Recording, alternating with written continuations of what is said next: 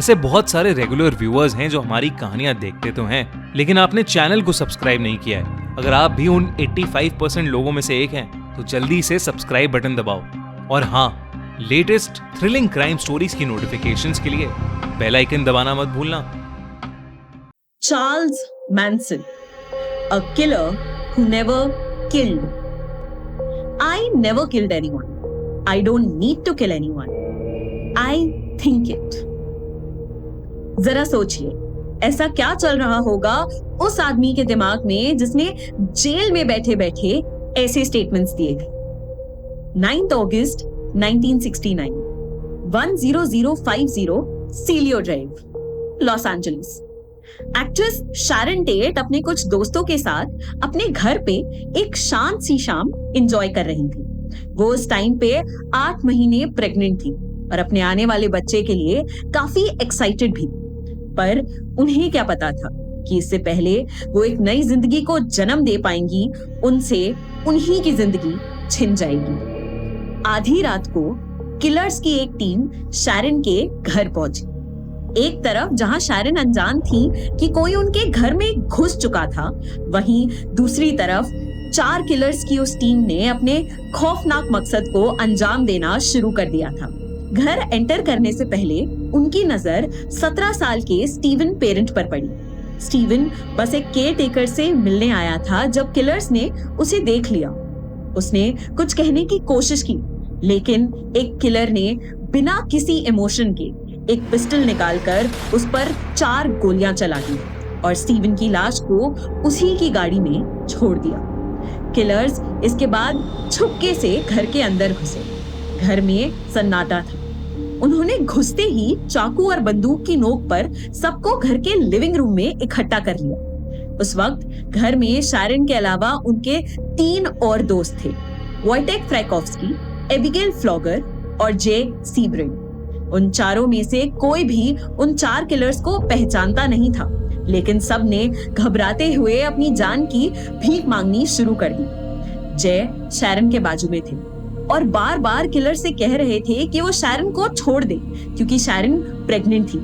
पर जय के सर पे रिवॉल्वर ताने आदमी को कोई फर्क नहीं पड़ा। उसने पहले जय पे गोली चलाई और फिर उन पे चाकू से तब तक वार किया जब तक उनकी जान चली नहीं गई। वहां खड़े एबिगेल और वॉयटेक किसी तरह किलर्स को चकमा देके घर के लॉन की तरफ भागे, लेकिन किलर्स के ग्रुप में से एक लड़की ने उन दोनों का पीछा करके उन्हें लॉन में पकड़ लिया और चाकू मार के दोनों की हत्या करने के बाद उन दोनों की बॉडीज को लॉन में ही छोड़ दिया। अब बस शैरन जिंदा बची थी। वो बहुत रोई, बहुत गिड़गिड़ाई, पर किलर्स को 8 महीने प्रेग्नेंट शैरन पे भी रहम नहीं आया।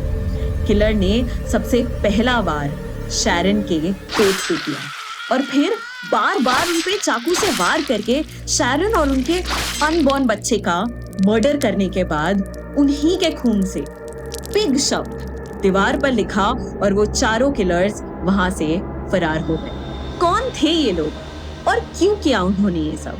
आखिर एक प्रेग्नेंट एक्ट्रेस जो उन्हें पहचानती तक नहीं थी, उन्होंने उनका क्या बिगाड़ा था? 1960s के अमेरिका में हिपी कल्चर का जमाना था और इसी जमाने के अंधेरे कोनों में छुपा था एक ऐसा आदमी जो अपनी एक अलग दुनिया बना रहा था। ये कहानी है मैनसन की। चार्ल्स मैनसन, एक ऐसा नाम जिसे सिर्फ अमेरिका नहीं बल्कि ये पूरी दुनिया कभी नहीं भूल पाएगी। एक ऐसा आदमी जो सिर्फ एक सीरियल किलर नहीं बल्कि एक मास्टरमाइंड था, जिसने खुद के हाथ गंदे किए बिना सिर्फ अपने शब्दों से कई लोगों की मौत लिख दी। चार्ल्स की मां कैथलीन मैडॉक्स सिर्फ 16 साल की थी जब उसने चार्ल्स को जन्म दिया, लेकिन कैथलीन अपनी ही प्रॉब्लम्स में इतनी डूबी हुई थी कि उसके लिए शराब और ड्रग्स उसके बेटे से ज्यादा इंपॉर्टेंट हो गए। मैनसन सिर्फ 5 साल का था जब उसकी मां आर्म्ड रॉबरी के केस में जेल चली गई और चार्ल्स की कस्टडी उसके कुछ रिश्तेदारों को सौंप दी गई। चार्ल्स का बचपन आम बच्चों के बचपन से काफी अलग था।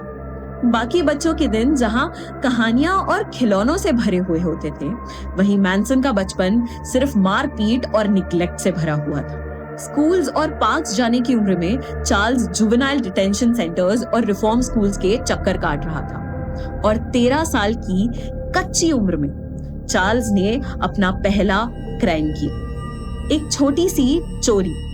लेकिन ये सिर्फ एक शुरुआत थी।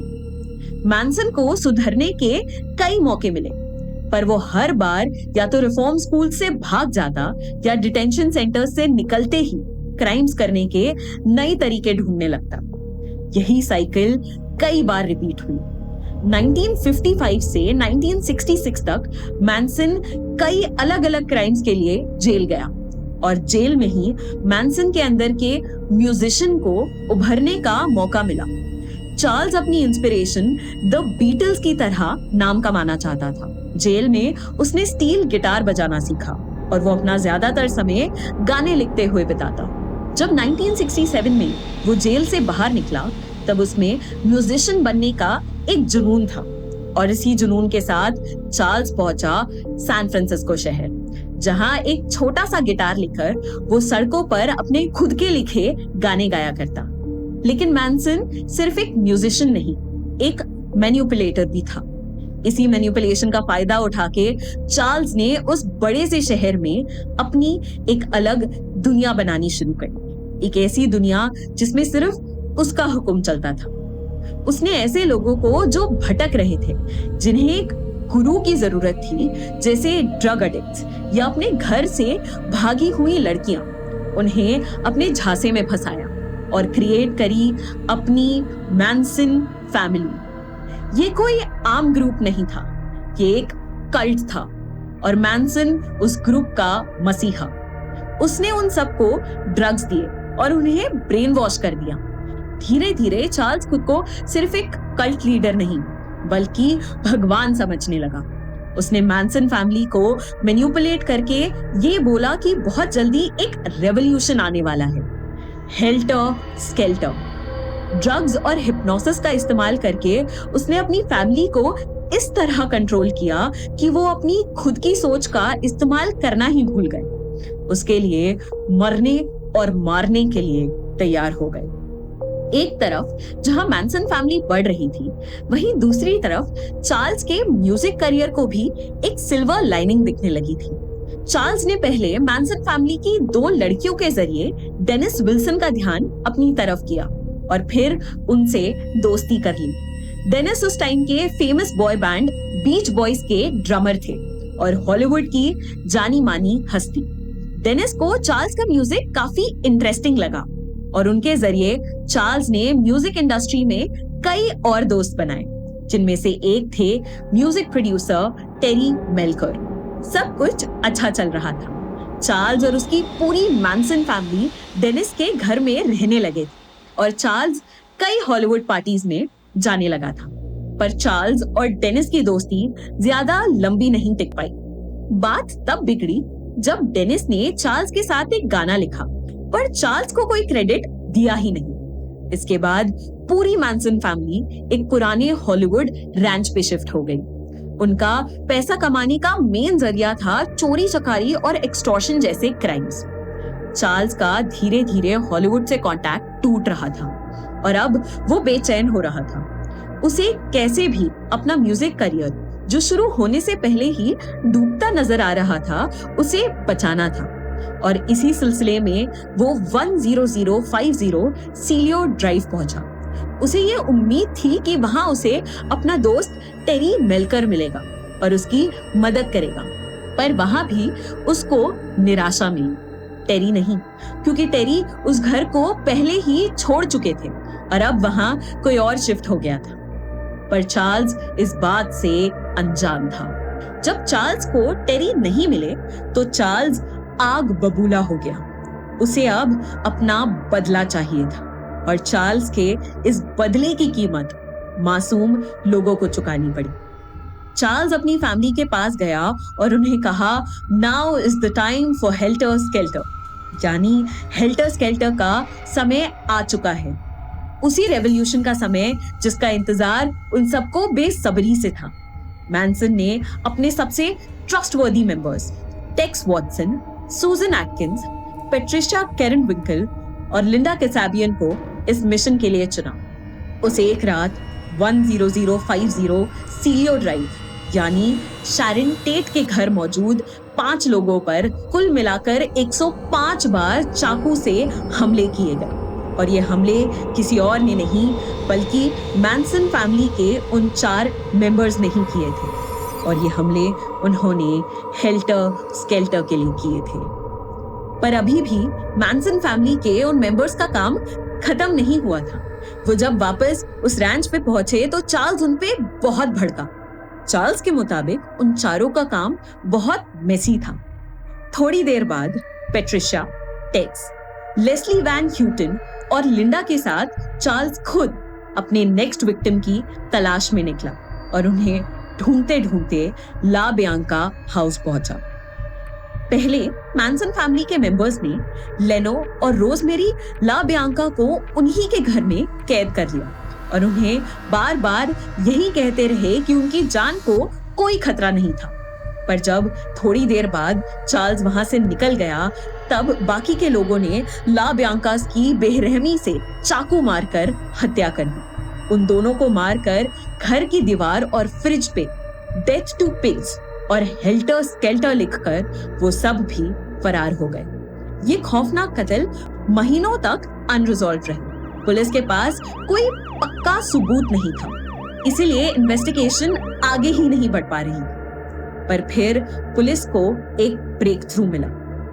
किसी और जुर्म की सजा काटते हुए जेल में सूजन ने अपनी एक सेलमेट को सब कुछ बता दिया कि कैसे उन्होंने शैरन टेट का मर्डर किया था और कैसे मैनसन ने उनको ये सब करने का ऑर्डर दिया था। उसकी ये बातें पुलिस तक पहुंच गई और आखिरकार उनके पास मैनसन को अरेस्ट करने के लिए एक पक्का सबूत था। 1970 में ट्रायल शुरू हुआ। 9 महीने तक ये केस कोर्टरूम में ही घूमता रहा।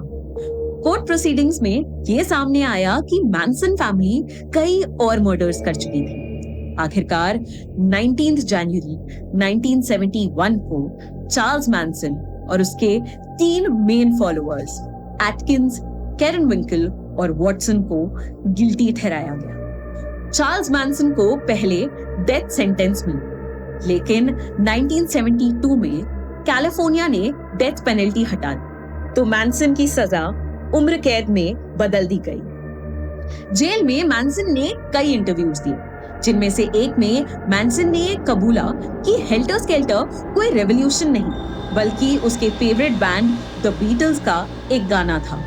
मैनसन 2017 तक जेल में रहा और वही उम्र और नेचुरल कॉजेस की वजह से उसकी मौत हो गई। ये थी कहानी चार्ल्स मैनसन की, जिसने किसी को बिना छुए सिर्फ अपने शब्दों से कई लोगों की मौत लिख दी। इसीलिए उसका नाम आज भी हॉलीवुड के सबसे खौफनाक कातिलों की लिस्ट में लिखा जाता है।